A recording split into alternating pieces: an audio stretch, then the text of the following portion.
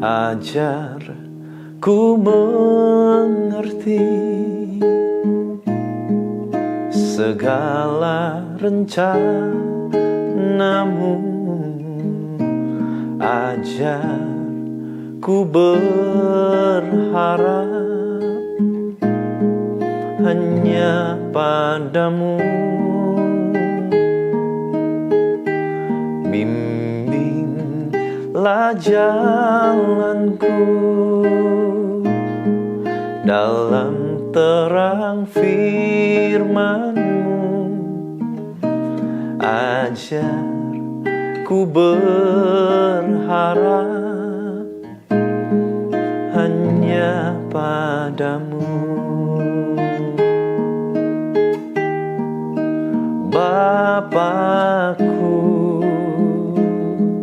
ajaib segala rancangan-Mu. Tuhanku, heran perbuatan-Mu. Engkau sanggup mengadakan segala yang ku perlukan menurut kehendak-Mu. Terjadilah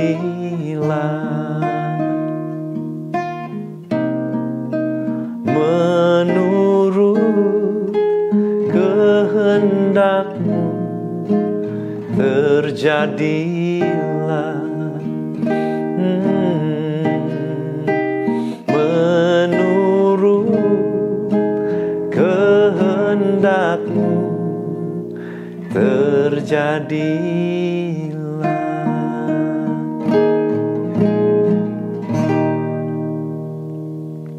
Shalom saudara, hari ini kita akan belajar satu topik firman Tuhan, bagaimana kita belajar mengerti maksud Tuhan. Belajar mengerti maksud Tuhan. Kita lihat Kejadian pasal 38 ayat 7, nanti kita loncat ayat 10 dan ayat 11. Ini adalah kisah di mana Yehuda mengalami di mana anaknya, dua anak laki-lakinya meninggal karena jahat di mata Tuhan. Coba kita lihat, dikatakan, tetapi anak sulung Yehuda itu adalah jahat di mata Tuhan, maka Tuhan membunuh dia. Saudara, sesuai dengan kebudayaan saat itu, kalau ada seorang kakak meninggal dan dia tidak meninggalkan keturunan kepada istrinya, maka adiknya punya tanggung jawab untuk melanjutkan keturunan dari kakaknya. Dan itu adalah kebudayaan di Yahudi. Nah, tetapi apa yang dilakukan oleh adik dari yaitu Onan, dia dengan sengaja, membuang spermanya sehingga tidak terjadi pembuahan, sehingga tidak pernah ada keturunan dari kepada istrinya yaitu Tamar. Dan itu jahat di mata Tuhan. Dan dikatakan tetapi yang dilakukannya, maksudnya dilakukan oleh Onan, itu adalah jahat di mata Tuhan. Maka Tuhan membunuh dia juga. Maka dari itu kita mengenal istilah onani atau yang disebut dengan masturbasi, itu karena adanya peristiwa ini, di mana ada seseorang laki-laki yang seharusnya memberikan keturunan kepada kakaknya, tetapi dia punya maksud jahat karena dia tidak mau melanjutkan keturunan kakaknya dengan cara membuang, spermanya di luar dari proses pembuahan. Nah, lalu berkatalah Yehuda kepada Tamar menantunya itu, kita tahu Onan juga akhirnya mati, tinggallah sebagai janda di rumah ayahmu, sampai anakku Shelah itu besar. Sebab pikirnya, perhatikan kalimat ini, pikir Yehuda, jangan-jangan ia mati, maksudnya Shelah anak yang ketiga juga mati seperti kedua kakaknya itu. Maka pergilah Tamar dan tinggal di rumah ayahnya. Saudara, kalau kita lihat kisah ini, dikatakan dengan jelas bahwa kedua anak laki-laki Yehuda itu, yang sulung dan yang kedua, dan Onan, mati, meninggal, karena mereka jahat di mata Tuhan. Tetapi, Yehuda nggak tahu perbuatan mereka. Tuhan tahu. Kita tahu karena dinyatakan oleh firman Tuhan. Tetapi nggak tahu. Yehuda nggak tahu kalau saya lihat ya.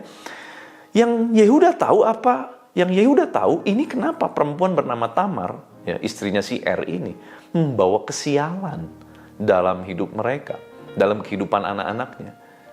Ibarat mungkin dikatakan wanita pembawa sial begitu, di mana kakaknya mati karena perempuan ini, adiknya pun mati karena perempuan ini. Jadi mungkin dipikirnya jangan sampai, ya, di sana pun dikatakan tersirat, jangan-jangan Sheila mati seperti kedua kakaknya itu. Kenapa? Gara-gara kawin sama perempuan sial, saudara, begitu ya. Pengetahuan yang minim akan Tuhan dari seorang bernama Yehuda membawa Yehuda mengambil keputusan yang keliru. Keputusan apa? Sehingga dengan diam-diam dia mau supaya Sheila ini kalau bisa jangan pernah kawin sama Tamar. Padahal sesuai adat istiadat yang ada pada saat itu, Sheila pun harusnya nanti nikah sama Tamar untuk melanjutkan keturunan anak sulungnya. Anak sulung dari Yehuda. Tetapi saking takutnya Yehuda sehingga tidak juga kunjung memberikan Sheila, anak laki-lakinya itu, kepada Tamar, sekalipun Sheila akhirnya sudah dewasa. Sampai kita tahu kisahnya, Tamar berpura-pura menjadi wanita sundal, akhirnya Yehuda menghamili Tamar, gitu ya. Sehingga akhirnya terjadilah perkawinan atau terjadilah hubungan seksual antara mertua dan menantu, begitu. Dan dari keputusan Yehuda dari pemikiran Yehuda yang sangat keliru tentang Tuhan, ya, kenapa ya anak saya mati? Padahal dia nggak tahu maksud Tuhan. Padahal maksud Tuhan apa? Maksud Tuhan supaya Sheila ini dididik dengan benar, jangan kayak kedua kakaknya. Itu maksud Tuhan. Tetapi Yehuda nggak sampai ke sana pemikirannya. Dia justru mengambil keputusan yang keliru karena dia nggak ngerti maksud Tuhan. Dan saudara, penting sekali untuk kita mengerti setiap maksud Tuhan dalam kehidupan kita. Karena proses dalam kehidupan itu pasti melewati 3 proses ini. Apakah proses waktu, proses tempat, dan proses maksud Tuhan. Kalau kita nggak ngerti maksud Tuhan, seringkali kita bisa salah dalam ambil keputusan. Maka dari itu, saudara, kalau sampai kita belum ngerti maksud Tuhan, kenapa kita akhirnya mengalami masalah, mengalami sesuatu yang buruk, mungkin kita nggak ngerti maksud Tuhan kenapa, kita perlu yang pertama tanya Roh Kudus. Kenapa ada satu peristiwa diizinkan terjadi dalam kehidupan kita? Apa maksud dari semuanya itu? Yang kedua, belajarlah untuk introspeksi diri kita. Jangan langsung nyalahin orang lain. Dasar menantuku ini pembawa sial. Bukan. Harusnya Yehuda tidak menyalahkan Tamar. Tetapi harusnya Yehuda mengintrospeksi dirinya, mengintrospeksi anak laki-lakinya. Dan yang ketiga, belajarlah untuk berdiam diri. Jangan ambil keputusan apapun sebelum jelas apa yang kita harus lakukan. Mari kita belajar dari poin-poin ini, dari kisah kehidupan Yehuda. Jangan sampai karena kita nggak ngerti maksud Tuhan, kita ambil keputusan yang keliru. Sampai akhirnya itu menjadi celak buat Yehuda sendiri. Izinkan saya berdoa buat saudara semua. Tuhan, terima kasih untuk firman-Mu yang mengajarkan kami dengan begitu jelas.